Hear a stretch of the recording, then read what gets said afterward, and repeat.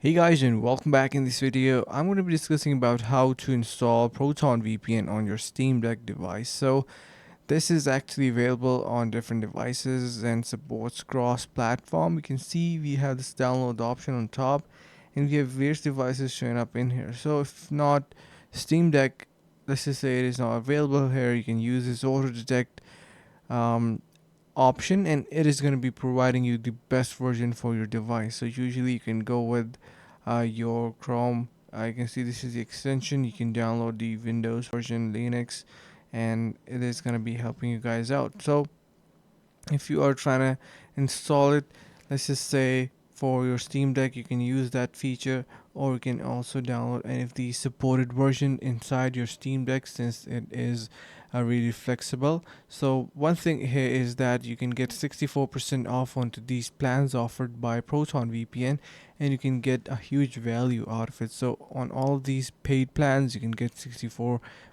off. So make sure to give a try to the link in the description of this video.